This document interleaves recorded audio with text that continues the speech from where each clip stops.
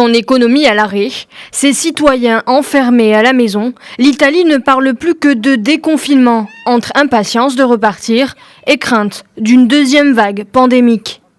Pays le plus endeuillé en Europe, l'Italie sort peu à peu de la phase aiguë de la pandémie du coronavirus, après plusieurs semaines de confinement commencé le 9 mars et qui doit prendre fin progressivement le 3 mai.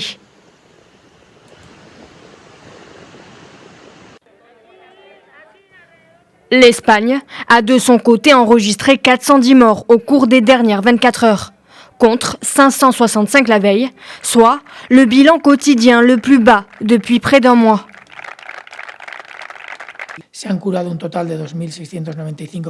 Toutes les données continuent de suivre une tendance décroissante qui indique clairement que la transmission de la maladie a diminué de façon substantielle. C'est la première fois que nous passons en dessous de 500 morts depuis que les décès quotidiens ont commencé à grimper.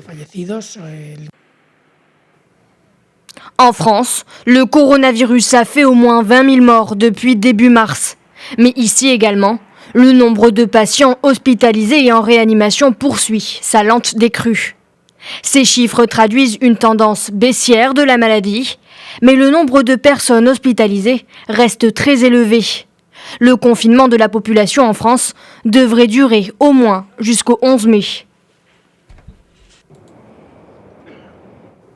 Même son de cloche du côté du Royaume-Uni. Le gouvernement britannique a annoncé ce dimanche près de 600 morts supplémentaires à l'hôpital de patients atteints par le coronavirus, ce qui porte à plus de 16 000 le nombre total de décès. Les autorités ont décidé d'y prolonger d'au moins 3 semaines le confinement instauré le 23 mars et n'envisagent pas encore d'en sortir.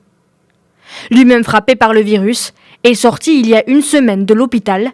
Le Premier ministre Boris Johnson, 55 ans, continue quant à lui de récupérer.